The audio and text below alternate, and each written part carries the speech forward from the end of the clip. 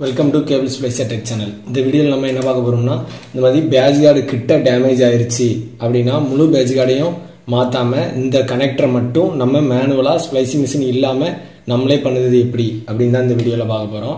அதுக்கு நமக்கு தேவையானது ஒரு ஸ்ட்ரிப்பர், பிறகு எப்பவும் போல ஒரு க்ளீவர், அதுபோக டிஷ்யூ பேப்பரும் ஐபி லிக்விடும் நமக்கு தேவை. ஃபர்ஸ்ட் இதுல இருந்து சிக்னல் எவ்வளவு வருது அப்படினு நம்ம பாப்போம். இது வந்து நமக்கு வந்து இது வந்து பச்சை கலர் பேட்ச் கார்டுக்கு இந்த மாதிரி கனெக்டர் அவைலபிளா இருக்கு. நம்மகிட்ட வந்து ப்ளூ கலர் கனெக்டர் தான் நமக்கு கிடைச்சது. அதனால நம்ம ப்ளூ கலர் கனெக்டர் வச்சு வீடியோ போடுறதுனால இன்டர்நெட் சிக்னல் தான் கொடுத்துருக்கோம். 1490 20-21 வந்து வருது. ஓகே, இப்போ இது வந்து இந்த இடத்துல கட் ஆயிருச்சுன்னு வச்சுக்கிடுவோம். கட்டானதை நம்ம எப்படி தனியாக இந்த மாதிரி ஃபாஸ்ட் கனெக்டர் வந்து போட போகிறோம் அப்படின்னு இந்த வீடியோவில் வந்து நம்ம பார்ப்போம். ஏற்கனவே நம்ம வந்து ஒரு வீடியோ போட்டிருந்தோம். அதாவது டெம்பரரி ஸ்ப்ளைசிங் கிட்ட யூஸ் பண்ணி ஸ்ப்ளைசிங் மிஷின் இல்லாமல் எப்படி ஸ்ப்ளைசிங் பண்ணுறதுன்னு, அதோட தொடர்ச்சியான வீடியோ தான் இது. எப்படி இந்த மாதிரி ஃபாஸ்ட் கனெக்டர் போடுறது அப்படின்னு நம்ம இப்போ வந்து இந்த வீடியோவில் லைவாகவே பார்ப்போம். ஃபஸ்ட்டு ஸ்லீவ் வந்து ஸ்டிப்பரோட 3ஆவது பாயிண்டில் வச்சு கட் பண்ணிக்கிடுவோம். எக்ஸ்ட்ரா இருக்கிறது வந்து சிசர் வச்சு கட் பண்ணியாச்சு.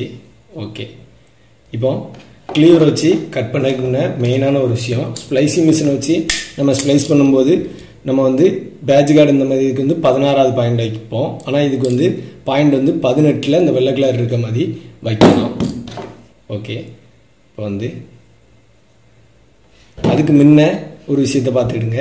இந்த இது வந்து 20 mm இருக்கணும். அதாவது நீங்கள் இந்த இடத்துல வச்சு பார்த்தீங்கன்னா தெரியும், கரெக்டாக இது வந்து இந்த எட்ஜில் இருக்க மாதிரி இருக்கணும். ஸோ 18க்கு போது இதில் தான் நம்ம கட் பண்ண வேண்டி இருக்கும். ஓகே, கட் வந்து பண்ணியாச்சு.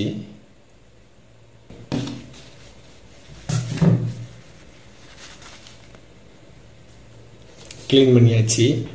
இப்போ வந்து கரெக்டாக கட் பண்ணிக்கிடுவோம். நீங்கள் பார்த்தீங்கன்னா தெரியும், கரெக்டாக வெளில வந்து 18ல் படுத மாதிரி வச்சுருக்கோம். ஓகே, இப்போ வந்து கட் பண்ணியாச்சு. கரெக்டான அளவு கட் பண்ண உடனே ஃபாஸ்ட் கனெக்டர் வந்து எல்லாத்தையும் தனித்தனியாக நம்ம கலத்திக்கலாம். ஓகே, மூடிய ஓப்பன் பண்ணியாச்சு. இப்போ இதில் வந்து கரெக்டாக நம்ம வந்து உள்ளே கொடுக்கணும். கொடுக்கறதுக்கு முன்ன ஃபஸ்ட்டு இந்த மூடியை வந்து உள்ளே போட்டுக்கிடுவோம். கரெக்டாக எதுலேயுமே டச் ஆகாமல் அந்த எல்லோ கலருக்குள்ள வந்து ஃபைபர் போகணும். போய் ஒயிட் வந்து இந்த இடத்துக்கு வந்திருக்கணும். அப்போ தான் இதை நம்ம லாக் பண்ணும்போது வந்து ரிமூவ் ஆகாது. ஓகே, இப்போ வந்து டைட் பண்ணிக்கிடுவோம்.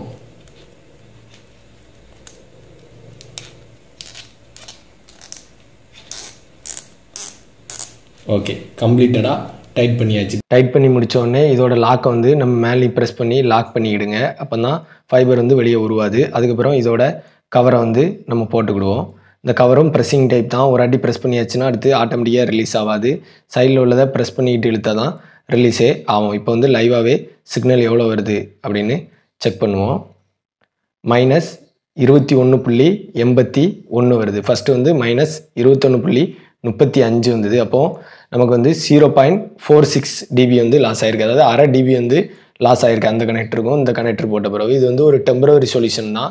அதாவது பெர்மனெண்ட்டாக யூஸ் பண்ணுறதுக்கு இந்த மாதிரி யூஸ் பண்ணண்டா. அதோட நீங்கள் பேட்ச் கார்டை கட் பண்ணி கூட நீங்கள் ஸ்ப்ளைசிங்கே பண்ணிக்கலாம். ஸ்ப்ளைசிங் மிஷின் வந்து அர்ஜென்ட்டாக அவைலபிளாக இல்லை அப்படின்னா அதை வந்து டெம்பரரியாக நம்ம இந்த மாதிரி ஃபாஸ்ட் கனெக்டர் போட்டு ஸ்ப்ளைசிங் பண்ணிக்கலாம். சின்ன சின்ன ஆப்ரேட்டருக்கு இது யூஸ்ஃபுல்லாக இருக்கும்னு நினைக்கிறேன்.